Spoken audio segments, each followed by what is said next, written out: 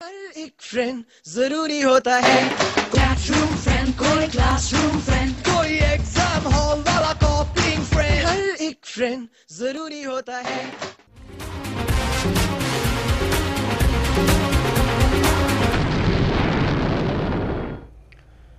Break के बाद postmortem में आपका एक बार फिर से स्वागत है। योजना आयोग कहता है कि शहरी क्षेत्रों में 29 रुपए से कम अगर आप खर्च करते हैं, कमाई है, तो आप गरीब नहीं माने जा सकते हैं। ग्रामीण इलाकों में 23 रुपए।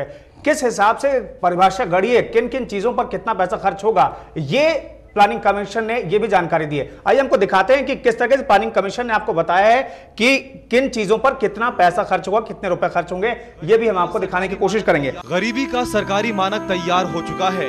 अब आपको हजम ना हो तो सरकार की सरदर्दी नहीं है। आइए आपको दिखाते हैं कि योजना आयोग ने किस तरह से गरीबी का पैमाना बनाया है और शहर में 29 रुपए तथा गांव में मात्र 23 रुपए में किस चीज पर कितना खर्च होता है, वो भी योजना आयोग बताना नहीं भूला है। अनाज पर खर्च 4 रुपए 80 पैसा, दालें 95 पैसा, दूध 2 रुपए 17 पैसा, खाद्य तेल 1 रुपया 45 पैसा, अंडा, मछली और मीट 1 रुपया 4 पैसा, सब्जियां 1 रुपया 87 पैसा, ईंधन 3 रुपये 53 पैसा, ताजे फल 40 पैसा, ड्राई फ्रूट 11 पैसा, चीनी 66 पैसा, नमक और मसाले 72 पैसा, अन्य खाद्य 1 रुपया 40 पैसा, तंबाकू, पान मसाला 63 पैसा, कपड़े 1 रुपया 91 पैसा, फुटवियर 29 पैसा, शिक्षा 92 पैसा, स्वास्थ्य संस्थागत 20 पैसा, स्वास्थ्य संस्थागत 1 रुपया 1 पैसा, मनोरंजन 31 पैसा, किराया भाड़ा 1 रुपया 53 पैसा, निजी आइटम 81 पैसा, अन्य सामान 72 पैसा, अन्य सेवाएं 89 पैसा, ड्यूरेबल्स वस्तुएं 43 पैसा।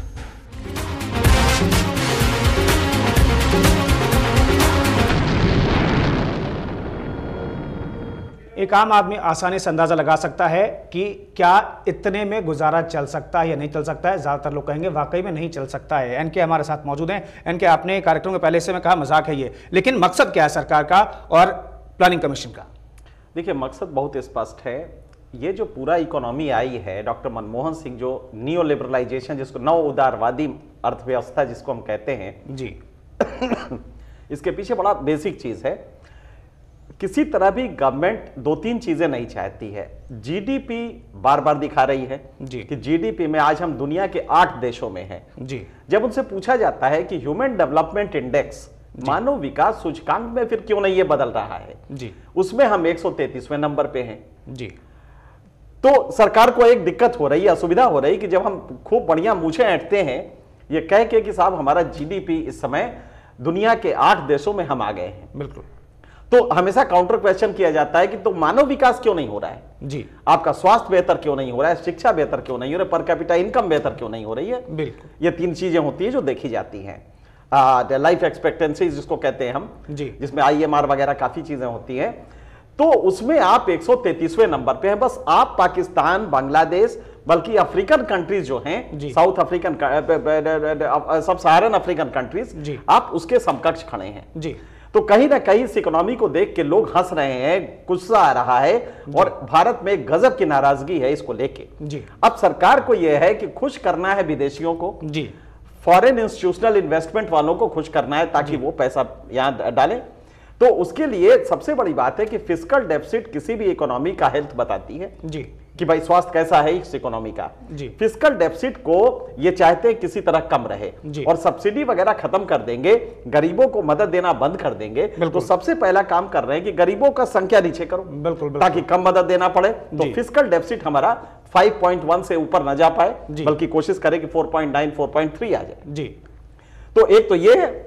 दूसरा, गरीब अगर रहेगा, गरीब की संख्या हम ज्यादा बताएंगे तो हम ये कह कैसे पाएंगे कि भारत की अर्थव्यवस्था बहुत चमक रही है। बिल्कुल, तो इसलिए कोशिश हो रही, पैरामीटर बदले जा रहे, परिभाषाएं बदली जा रही है ताकि गरीब बता दो किसी हिसाब कोई गरीब है ही नहीं भारत में। बिल्कुल, तो ये कोशिश हो रही है। अब जैसे कि उदाहरण के तौर पे आप जरा बताइए खुद सोच के कि 2 रुपए 17 पैसे में कौन सा दूध मिलेगा जी। आपके परिवार को किस तरह का दूध होगा जो कि 2 रुपए सस्ता, 1 रुपए में मीट, 1 रुपए 4 पैसे में मीट, अंडा या मछली। जी, आप जरा सोचिए, कभी आपने खाया है?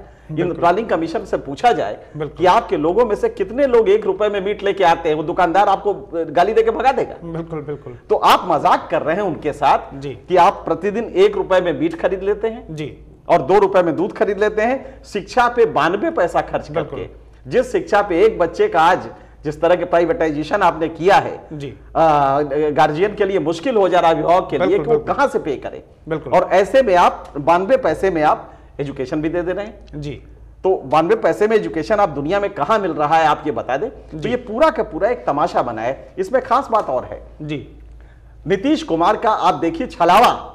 नीतीश कुमार कह रहे हैं कि बहुत विकास हो रहा है। हकीकत यह है कि यूपी और बिहार इस तरह से गरीबों की संख्या के मामले में भी, इस लेवल पे भी अगर आप देखें तो भी उनकी संख्या बहुत कम घटी है, लगभग नगण्य है। बिल्कुल बिल्कुल। यूपी बिहार वर्स्ट है और वहां पे कहीं भी गरीबी कम नहीं हो रही है। बिल्कुल। और जबकि नीतीश कुमार का यह दावा है कि बाहर चमक रहा है, कसीदे काट रहे हैं अपने विकास के बारे में, तो आप ये समझ सकते हैं कि पूरा का पूरा एक फ्रॉड हो रहा है। और दूसरा ये है, ग्रामीण क्षेत्रों में अगर आप देखें तो सिख और ईसाई, ये 2 गरीब बहुत कम हैं। बिल्कुल। सिखों में गरीबी नहीं मिलेगी आपको ग्रामीण क्षेत्रों में। वहां का किसान जो सिख है, बिल्कुल, उसके यहाँ अभी भी अगर आप देखें तो फ्रिज वगैरह सब कुछ होता है। बिल्कुल। सिखों के यहाँ ट्रैक्टर जबरदस्त लगे हुए हैं, वहां पे सिख गरीब नहीं है। यही स्थिति ईसाइयों की है। जी, ईसाइयों को जो कि फॉरेन एड बहुत मिल रहा है, शिक्षा फ्री है, बिल्कुल, इसलिए ईसाइयों का ये पक्ष बहुत ही मजबूत हो जाता है जी। और यही वजह है कन्वर्जन का। लोग जो धर्मांतरण कर रहे हैं, उसकी वजह यही है कि ईसाइयों, अगर आप ईसाई बनते हैं तो मदद आपको जबरदस्त मिल रही है। बिल्कुल। तो आप गरीब नहीं रह जाते। आपकी शिक्षा का ठेका उसने ले रखा है जी, स्वास्थ्य का ले रखा है। ये 2-3 चीजें हैं जो कि बहुत जरूरी है। बिल्कुल। तो एनके ने पूरी तरीके से समझाया कि आखिर मजाक तो ये है ही, लेकिन इस मजाक के पीछे वजह क्या है। सरकार चाहती है सब्सिडी के बोझ को कम करें और विदेशों में ये दिखाएं कि हम अगर विश्व के 8 सबसे मजबूत इकोनॉमी में हैं तो उसके पीछे मानव विकास सूचकांक में भी विकास होना चाहिए। तो हम कम से कम आंकड़ों में ये दिखाने की कोशिश कर रहे हैं। तो जो मकसद है वो एनके ने हमें समझाने की कोशिश की है। शुक्रिया एनके, इस बहुत बेहतर तरीके से आपने समझाया हमें कि आखिर सरकार का मकसद, इसके पीछे क्या है। तो कुल मिलाकर कह सकते हैं कि प्लानिंग कमीशन ने एक बार फिर से गरीबों के साथ मजाक किया है। इस कार्यक्रम में फिलहाल इतना ही, रुकेंगे एक छोटे से ब्रेक के लिए। बने रहिए साधना न्यूज़ के साथ। नमस्कार।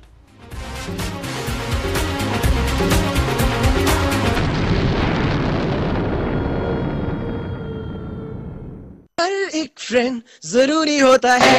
क्लासरूम फ्रेंड, कोई क्लासरूम फ्रेंड, कोई एग्जाम हॉल वाला कॉपिंग फ्रेंड। हर एक फ्रेंड जरूरी